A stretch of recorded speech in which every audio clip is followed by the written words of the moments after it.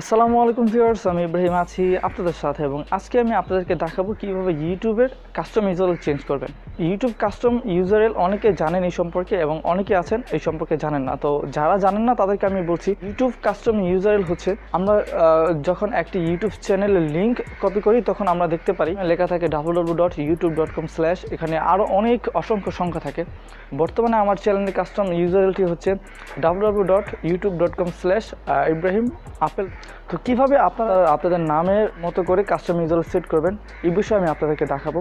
আরেকটা জিনিস মনে রাখবেন, যেটা হচ্ছে আপনি যখন কাস্টম ইউজারএল চেঞ্জ করতে যাবেন বা সেট আপ করতে যাবেন তখন কিন্তু আপনাকে দুটো জিনিস সবচেয়ে বেশি প্রয়োজন, আর সেটা হচ্ছে আপনার চ্যানেলে কমপক্ষে 1 মাস বয়স হতে হবে এবং আপনার চ্যানেলে 100 সাবস্ক্রাইব প্রয়োজন।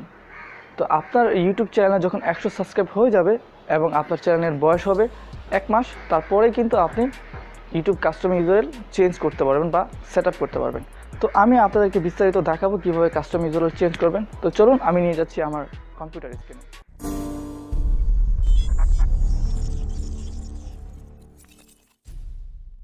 Yes, welcome back. তো ফার্স্ট আপনাকে যেটা করতে হবে, আপনি ক্রোম ব্রাউজারটি ওপেন করবেন। ওপেন করার পর আপনি সার্চ করবেন youtube.com। আমি youtube.com সার্চ করে দিলাম। সার্চ করে দেওয়ার পর আপনার ছবির উপরে ক্লিক করবেন, অর্থাৎ আপনার আইডির উপরে ক্লিক করবেন। ক্লিক করার পর আপনি যাবেন ইউ চ্যানেল।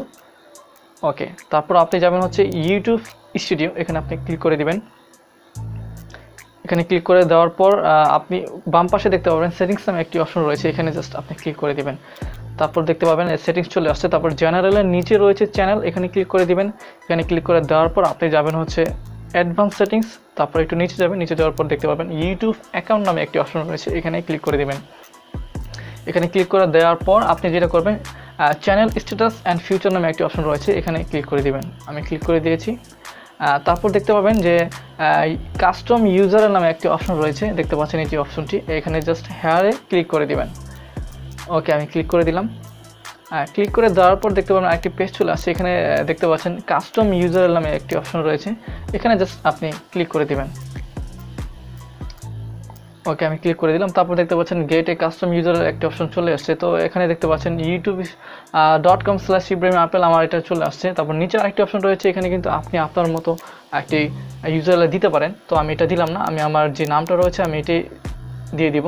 তো আমি এখানে জাস্ট দিয়ে টিক চিহ্ন দিয়ে কনফার্ম করে দিব। ওকে, আমি আবার একটু চেক করে নিব সব ঠিক আছে কিনা, আপনি অবশ্যই চেক করে নেবেন। তারপর আমি কনফার্ম করে দিলাম। দেওয়ার পর দেখতে পাচ্ছেন আমার পুরো পেজটা রিফ্রেশ নিয়েছে। তারপর আপনার আরেকটা জিনিস খেয়াল করবেন, সাথে সাথে কিন্তু আপনার কাস্টম ইউজারএলটি চেঞ্জ হবে না, একটু সময় নেবে, হয়তো 2-1 মিনিট সময় নিতে পারে। আর এটা দেখে কিন্তু আপনি ঘাবড়াবেন না, কারণ এটি হতে একটু সময় লাগবে।